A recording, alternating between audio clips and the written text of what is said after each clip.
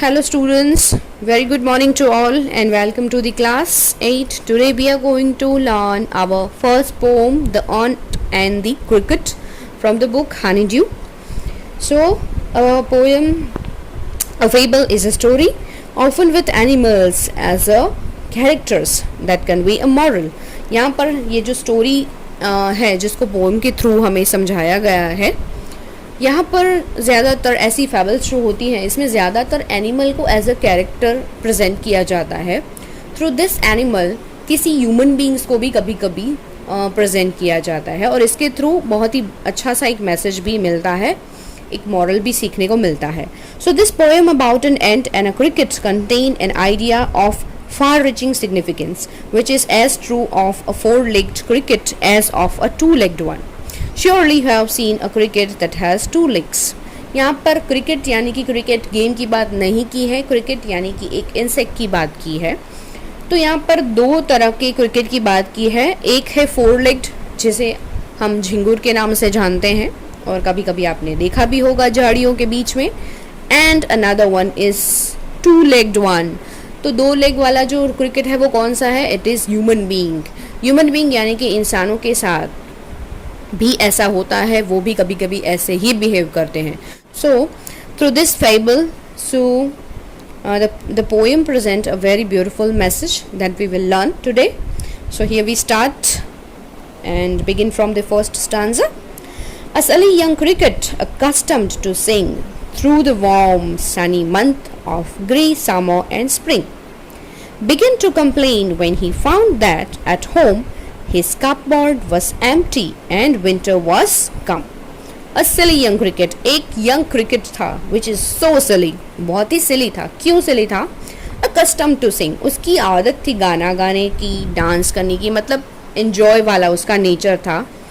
ठीक है. Through the warm sunny month of gay summer and spring, सिर्फ spring के सीज़न में जब सन जो है वो बहुत अच्छे से खिला हुआ था, अच्छी सी धूप थी, स्प्रिंग में चारों तरफ अच्छी एक एटमॉस्फेयर बनी थी, तब वो गाना गा रहा था. And begin to complain when he found, और जब उसे पता चलता है एट होम कि उसके घर पे his cupboard was empty and winter was कम, कि उसके घर के कपबोर्ड में कुछ भी नहीं है और अब विंटर का सीजन आने वाला है. He suddenly begin to complain, वो शुरू हो जाता है कंप्लेन करने के लिए. क्या कंप्लेन करता है? Not a crumb to be found on the snow covered ground, not a flower could he see, not a leaf on a tree. एक दाना भी नहीं है, एक ब्रेड का क्रम भी नहीं है खाना खाने के लिए on the snow covered ground. और विंटर के सीजन में चारों तरफ बस स्नो यानी कि बर्फ से पूरा ग्राउंड जो है वो विंटर की वजह से कवर्ड हो चुका है. Not a flower could he see, एक फूल, एक फ्लावर भी कहीं नहीं दिख रहा है और किसी पेड़ पे एक पत्ता भी नहीं दिख रहा है, क्योंकि विंटर का सीजन आते ही क्या होता है, सारे पत्ते धीरे धीरे झड़ जाते हैं. ओ व्हाट विल बिकम से द क्रिकेट ऑफ मी. अब उसे अपनी चिंता होने लगती है कि अरे अब मेरा क्या होगा इस विंटर की सीजन में. At last by starvation and famine made bold, all dripping with wet and all trembling with cold, away he set off to a miserly ant. अब उसे क्या फील होता है कि at last by starvation, starvation यानी कि भूख. ठीक है. सो भूख की वजह से और फेमाइन की वजह से वो एकदम बोल्ड बन जाता है, उसमें इतनी ताकत आ जाती है कि वो कहाँ पर जाता है? एंट के, मिजरली एंट. मिजरली यानी कि थोड़ी सी कंजूस. ठीक है. तो ऐसी एंट के पास वो जाता है, थोड़ा सा बोल्डनेस दिखाते हुए वो उसके पास मदद मांगने के लिए जाता है. To see if to keep him alive he would grant, वो उससे मांगता है, मदद मांगने के लिए जाता है कि मुझे जिंदा रहने के लिए कुछ ज़रूरत पड़ेगी. So him shelter from rain and a mouthful of grain. अब वो उसे क्या मदद मांगता है? He would grant him shelter from rain and a mouthful of grain.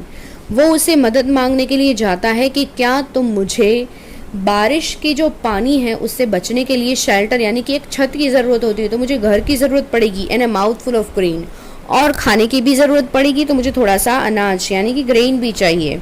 He wished only to borrow and he'd repay it tomorrow। और यहाँ पर वो क्या बोलता है उसे कि मैं बोरो करना चाहता हूँ यानी कि उधार लेना चाहता हूँ, एंड ही विल रीपे, और वो प्रॉमिस भी करता है कि मैं इन चीज़ों को वापस लौटा दूंगा।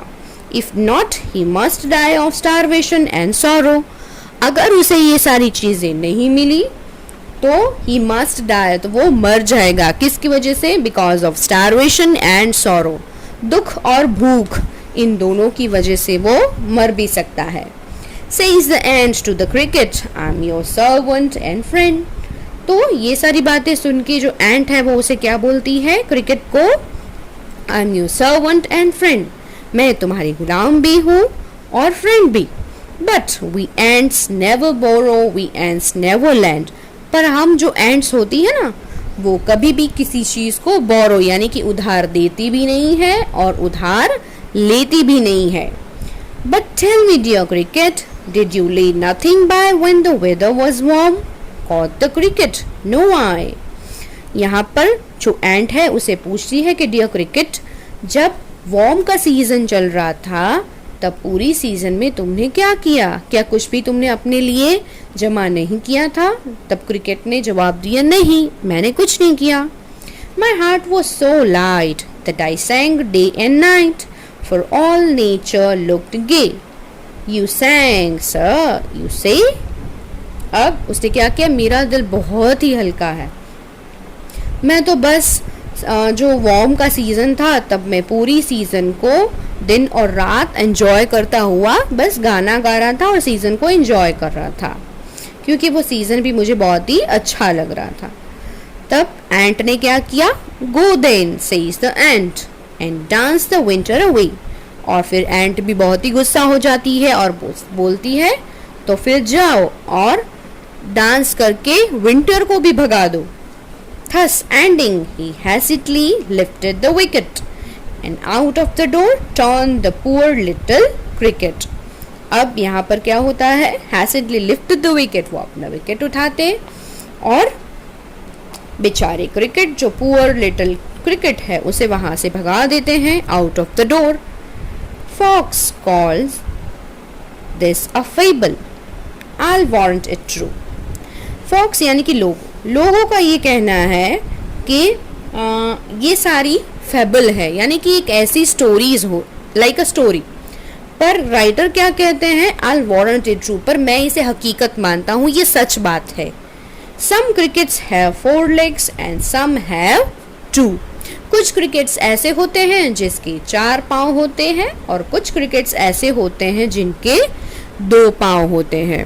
सो एट द एंड यहाँ पर कहने का जो मॉरल है या फिर इस पोएम का मैसेज है वो यही है कि कुछ लोग रियल लाइफ में जो ह्यूमन बींग्स होते हैं वो भी ऐसे ही होते हैं।